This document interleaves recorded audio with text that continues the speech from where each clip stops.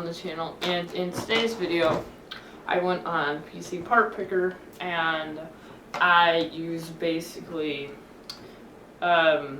most of the cheapest parts and then the most expensive parts. So yeah, so we're gonna start off with our cheap parts list, and for our CPU. Now I wanted to go with the Core 2 Duo. But I made a rule that everything in the system had to be new. And the Core 2 Duo was $11. So I'm like, okay, that's a good deal. Cheapest one, and you're still getting 2 cores, right? But it came in a tray, not a box. And if we got the tray, then we would have to buy the Intel stock cooler separately. So I decided just to, and then in the box it was going to be $27. I'm like, that's too much. So instead we went with the Intel Celeron E1400 dual core 2 gigahertz processor for $14.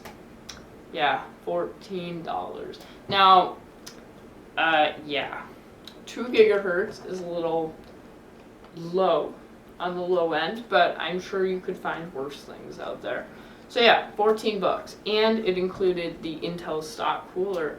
So that's what we're going to be using to cool our CPU. Now, yeah, it's not as good as the AMD stock cooler that comes with Ryzen processors, but it's better than nothing. And yeah, it looks pretty bad, but you know, you'll see the picture on the screen. So yeah, you can judge for yourself. Now, for our motherboard, I went with a brand that I had never heard of. So yeah, it is by ECS. I'm sure it's a reputable brand, but there were quite a few of them, so I'm assuming. But you know, yeah. So this board was $170. Now, and the thing with the Celeron, I forgot to look at the chipset of the motherboard, which is very unfortunate. But the Celeron, with that, the problem is it's only supports a motherboard that's so old that they're expensive, because they're not made anymore. So that was the cheapest one that was compatible. And it is a micro ATX motherboard. And it actually does include a few accessories. You get 2 SATA cables that are unfortunately not black. They're not blue. They're red, which is very unfortunate. Red, like seriously red, but don't worry. And then obviously you get the IO shield, and then you get a floppy cable. So yeah, you get all that for 170 bucks. And obviously you'll see a picture of the board on the screen, but it's kind of got like orange kind of aesthetic to it, so I don't know. Alright, then for our RAM, there was only one choice. Well, there were more choices, but there was one choice that really fit the build, and that was the Kingston Value RAM. So yeah, it is 1 stick and is 1 gigabyte. But it says the cast latency is 5, which is surprising. I think that's wrong. That can't be, but you know. And it's DDR2. And this, we got this for a price of $8. Actually, it was $7.93. But yeah, not even $8. So yeah, you could easily throw in another stick and get you up to 2 gigabytes for just another $8. And so yeah. Now for our storage. Our storage is the only thing, pretty much the only thing where I didn't go with the cheapest thing you could possibly buy. Now with our storage, first thing is we have a mechanical hard drive, which is no surprise. For $40, you got a WD Blue that it has 500 gigabytes of storage, and it is a 72 RPM drive. So that's not terrible. It's enough to get you up and running, for your operating system, your games, stuff like that, mass storage. But with 500 gigabytes, you're gonna need another drive. So I threw in the Kingston A400 120 gigabyte SSD for $24. Now, it's not great. It's not a great solution. In the near future, you're gonna need, well, maybe not the near future, but a few months from now, you're gonna need another drive. So yeah, that's an unfortunate setup, but here we were kind of going for cheap. So here for GPU, we went with the EVGA GeForce 8400 GS, and this video card has 1 gigabyte of onboard memory. So yeah, that's lovely for $40. And just a comparison, my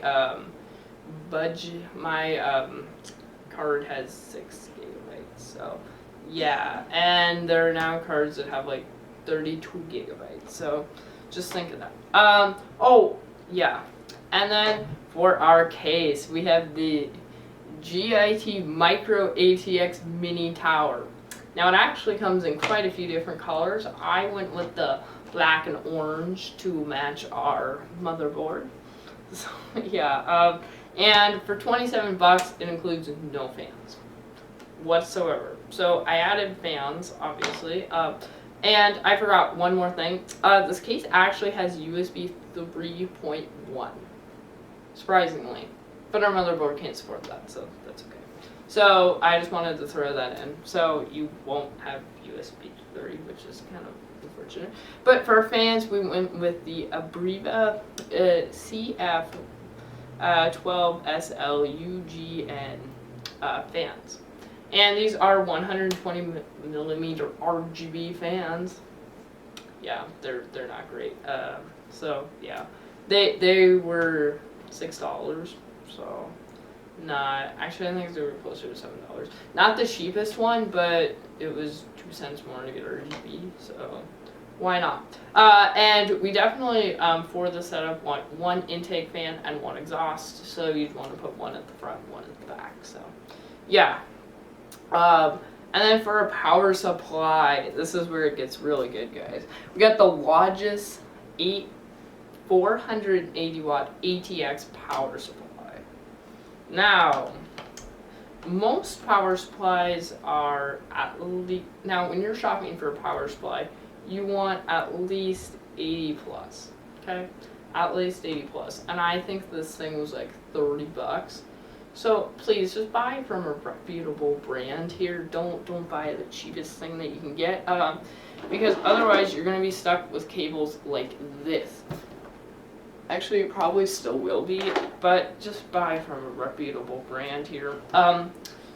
So yeah, ketchup and mustard cable. All right, and now this was a very unnecessary add-on, but I added a floppy disk just since we have the cable already for free in the motherboard box.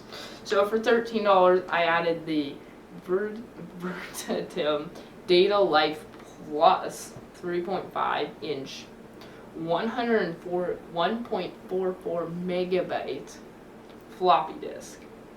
So yeah, lovely.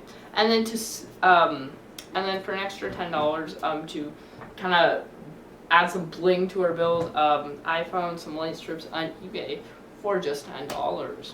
So yeah, that is our cheap build. Pretty exciting stuff, you know. But on to our expensive build. Now this is just where it gets like completely crazy.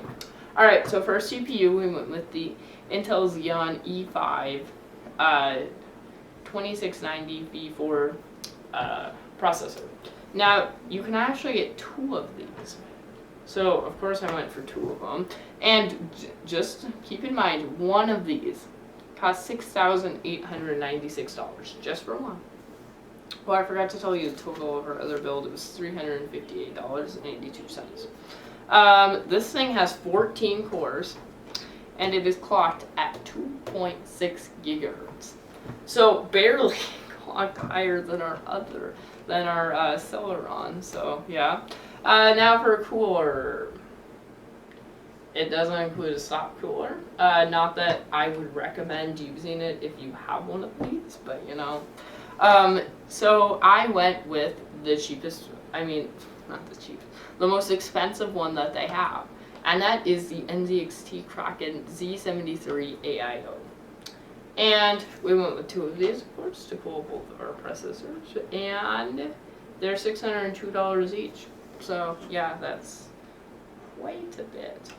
So one of those, okay, just keep in mind, one hard drive in the system is more than our entire system. So yeah, the cheap system. Now for a motherboard, we went with this Super Micro MVD X10DAX EATX dual CPU motherboard on the LGA 2011 chipset. So for only $475. And again, with this one, you get 6 red SATA data cables. You get an I/O shield. So that's pretty exciting. And this thing doesn't even support M.2, which is very sad. I mean, neither did our last board, but like I wasn't expecting that. So yeah. Now for RAM, we went with the Crucial 64GB kit. Now, DDR4, 2666, and a CAS latency of 19. And this kit is a 4x16 gig kit, so obviously adds up to 64. We went with 4 of these so we could populate every RAM slot on our motherboard. And they're $950 each, most expensive one. So yeah, for storage, we went with the Kingston A400 240GB SSD. And now, this is not the most expensive SSD you can go for, but when you see our hard drive selection, you'll understand why I limited it to 240 gigs. These are $40 each, so we got 5 of them. So yeah, now, this is where it gets really insane. For our hard drives, we have 4 of these. Seagate Iron Wolf Pro, 16 terabyte, 72 RPM hard drives. 16 terabytes. Who's gonna need 16 terabytes of storage? But this gets even more insane with our GPU. Now we have the P and Y Quadro GB100 from NVIDIA. Now, before when I said that graphics cards now have like 32 gigabytes, this is a 32 gigabyte card. So yeah, and we're getting 2 of them. Of course, we're running them in NVLink, and they're $10,560 each. So yeah, and then there are quite a few good accessories here. You get stereo adapters, and then you get a bunch of like DisplayPort adapters and all that stuff. Alright, now for NVLink bridges, we are spending $600 for 2 bridges, so basically $300 a piece. So that's exciting. Now for a case, we went with the Obsidian series 800D ATX full tower cases. And these are $300. I mean, it's $300. And you do get a fan included, one in the rear. And then you get one, which I've never seen, cooling your SATA drives. So our hard drives and SSDs are going to be very cool. And then I didn't include any more fans because I felt like our 2 360 AIOs were going to be enough. So, yeah. Now, for our PSU, we have the EVGA Supernova T2 1600 watt 80 plus titanium fully modular power supply. So yeah, and there are cables like this. See that nice black cables? And like this. So yeah. And then we got the same light strips because like that's cool. So yeah, for an extra $10. And our total with this system comes to let's see here. Yeah, 444,000 and $8.37. So that is our total. So yeah, guys, those are our systems. Yeah, so great cable management. So yeah, guys, I want to thank you for watching and have a great and fantastic rest of your day. And don't buy either of these